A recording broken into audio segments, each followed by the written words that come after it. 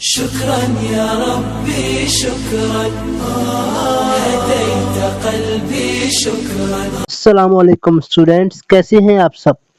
आज हम पढ़ेंगे एलोट्रॉपी, यानी एलोट्रॉपी क्या होती है।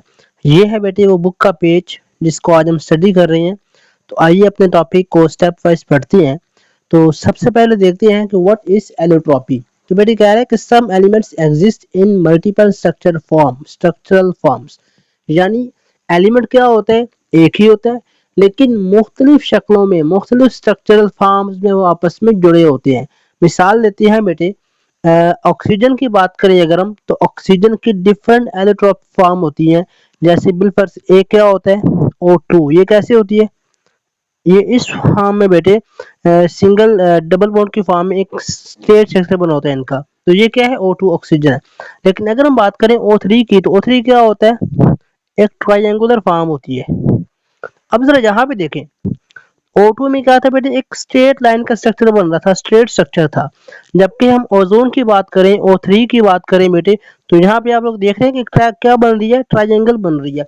अब यहाँ हुआ क्या, सिर्फ ऑक्सीजन के एटम्स की अरेंजमेंट मुख्तलिफ हुई, जुड़ने का अंदाज मुख्तलिफ हुआ, तो क्या हो गया, स्ट्रक्चर चेंज हो गया। हालांकि दोनों स्ट्रक्चर्स में एटम कौन सा है, एलिमेंट कौन सा, सेम ऑक्सीजन ही है, लेकिन बस उनके आपस में जुड़ने के अंदाज के चेंज होने की वजह से क्या हुआ, स्ट्रक्चर चेंज हो गया। इसको बोलते हैं बेटे एलोट्रॉपी। यानी एलोट्रॉपी क्या होता है, एक ही एलिमेंट का मुख्तलिफ शक्लों में, मुख्तलिफ स्ट्रक्चर्स में चेंज होना, मुख्तलिफ स्ट्रक्चर्स में शो होना, इसको बोलते हैं एलोट्रॉपी। इस प्रोसेस का नाम क्या है, एलोट्रॉपी। और वो जो चीजें या वो स्ट्रक्चर जो डिफरेंट फॉर्म में होती हैं, बनती हैं, उनको बेटे क्या बोलते हैं, एलोट्रॉप। ठीक है बेटे।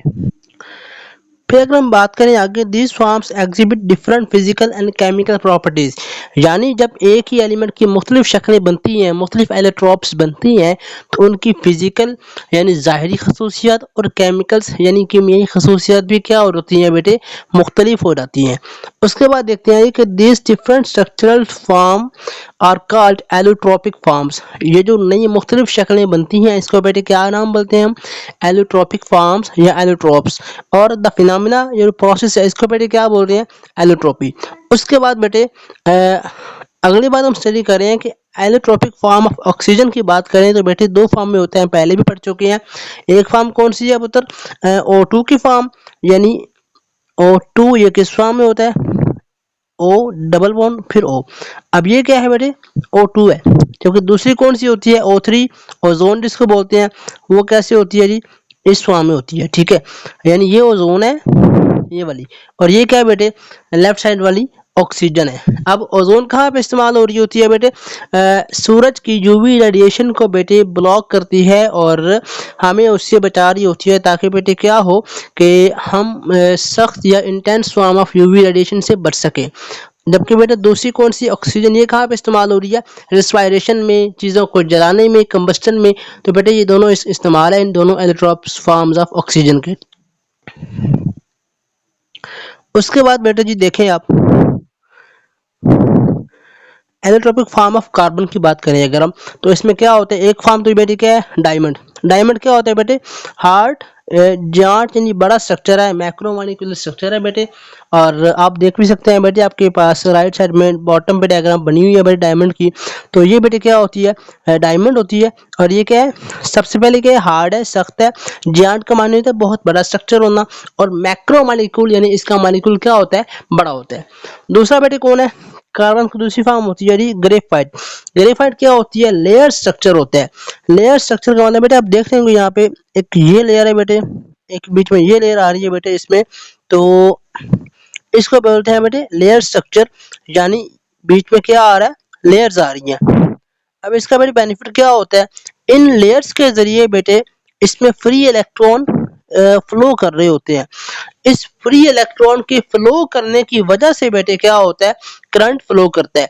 और जब करंट फ्लो करता है उसको हम क्या बोलते हैं, कंडक्टर। इसलिए हम कहते हैं कि ग्रेफाइट के बीच में क्या होती हैं, लेयर्स होती हैं। उन लेयर्स में क्या होते हैं, इलेक्ट्रॉन का फ्लो होता है। और हमें पता है कि flow of electron is called current, इसलिए ग्रेफाइट क्या होता है, कंडक्टर होता है, यानी इसमें से करंट पास हो सकता है। ठीक है बेटे। उसके बाद देखें बेटे, बकमिंस्टर फ्लोरीन। बेटे ये तीसरी एलोट्रोपिक फॉर्म है किसकी? कार्बन की। इसमें क्या होता है जी, 60 कार्बन एटम्स बेटे जुड़े होते हैं। ये बेटे आप स्ट्रक्चर देख रहे हैं, फुटबॉल की तरह का लग रहा है आपको। इसको बोलते हैं बेटे बकमिंस्टर फ्लोरीन, और ये स्फेरिकल होता है, बॉल की तरह आप देख भी रहे हैं। Cage like cage, stable at high temperature. और बेटे अगर हम टेम्परेचर ज्यादा भी दे दें बेटे, तो इसके स्ट्रक्चर को कोई फर्क नहीं पड़ेगा, यानी इसका स्ट्रक्चर क्या रहेगा? स्टेबल रहेगा, मेंटेन रहेगा। ठीक है जी। उसके बाद देखते हैं जी बकमिंस्टर फ्लोरीन कुछ और प्रॉपर्टीज है इसकी बेटे। Made of pentagons and hexagon. Pentagon का मानी होता है बेटे 5 नुकरों वाला।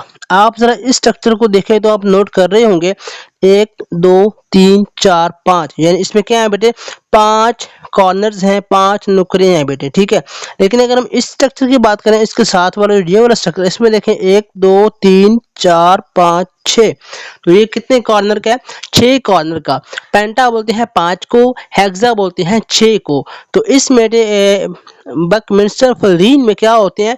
पेंटागोनल भी होते हैं और साथ में हेक्सागोन्स भी होते हैं, यानी 5 न्यूक्लियर वाले स्ट्रक्चर भी होते हैं और 6 कॉर्नर वाले स्ट्रक्चर भी होते हैं।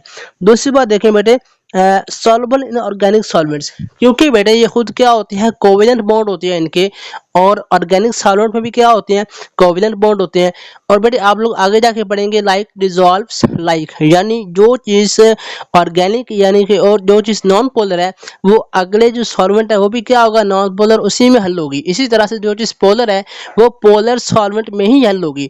तो यहाँ ये बात कर रहा है कि ये जो बकमिंस्टर फ्लोरीन है, क्योंकि खुद क्या होता है? कोवेलेंट, और ऑर्गेनिक कंपाउंड्स भी क्या होते हैं? कोवेलेंट। तो ये ऑर्गेनिक कंपाउंड्स में आसानी से हल हो जाते हैं, यानी अगर हम किसी ऑर्गेनिक कंपाउंड में इनको हल करना चाहें तो ये उसमें हल हो जाएंगे, डिसॉल्व हो जाएंगे। उसके बाद बेटे इन पे कोई चार्ज नहीं होता, यानी पॉजिटिव या नेगेटिव इन पे कोई चार्ज नहीं होता।